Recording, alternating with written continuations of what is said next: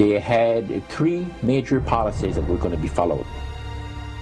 First, Lucifer says, we have to make sure that people, humans, get to believe that Satan and his angels do not really exist. You know, Roger, that's interesting because a recent research study report that I read indicated that in a national survey, I believe it's over 75% of people do not really believe in a real tangible devil. But there is one. Oh, yeah. Oh, the next thing, the three-parts policy that they had adopted there, the second one was to find a way of being able to get total control of people's minds. And that would be done by taking hypnotism out of the realm of the occult and introduce it as a new science for the benefit of mankind. They felt that by taking hypnotism out of the realm of the occult and introducing it as a new science for the benefit of mankind, they could then use people of great renown, educators, people of capacity, that would do great things, such as supposedly regress people in time to former lives that they had.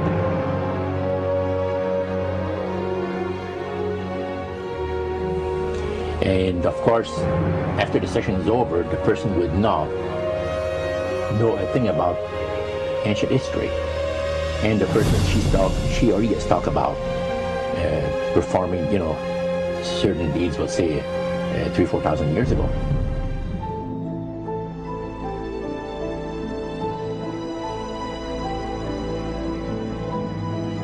But this was their strategy. Now, what this would do for the thing is this, that it would create in the minds of the general public, solidly set in the mind of the general public, an unwavering trust in that great deception. So now this would be a way of de-Christianizing the Western world through the avenue of mysticism. The three things were, number one, that they did not want Satan did not want the human family to think that he or his angels existed. Right. The second point that you made had to do with taking control of people's minds. That's right. The third point was what? Was to destroy the Bible without burning it. Okay. See? And what was his strategy on that? On that, it was very interesting. Because after the Great General Council, it was decided that Satan would tutor Charles Darwin personally in setting up the principles of his theories of evolution. He was tutored by Lucifer himself, fallen Lucifer. And at that time, it was understood, Satan and his spirit counselors understood, that if a person was led to believe in the theory of evolution, it would, in his life, destroy completely the creation week of the Bible, the fall of man, and the plan of redemption. It would do away with it. Anyone that teaches a theory of evolution is considered to be a minister of a great religious system. And he said that every teacher of that theory is recognized by the spirits as a person of great value and receives a very special unction from Satan himself, giving great power to induce spiritual blindness, to convince and convert. Three capacities.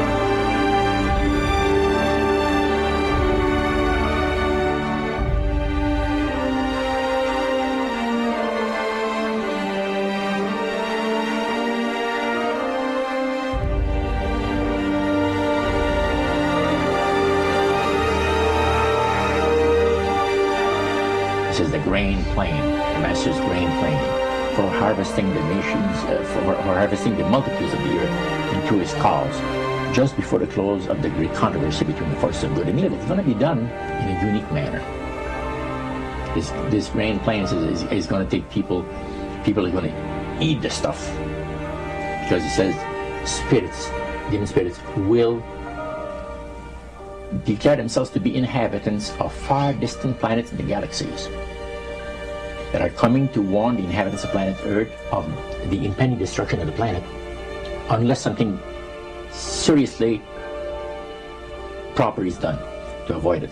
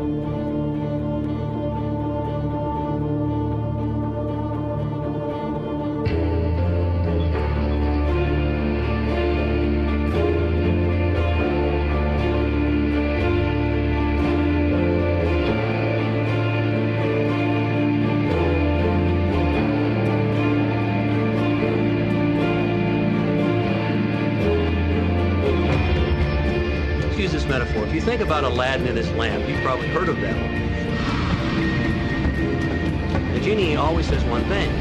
Your wish is my command. You know, the universe is this great genie, and your conscious mind is Aladdin. It formulates the intention of what you choose for your life.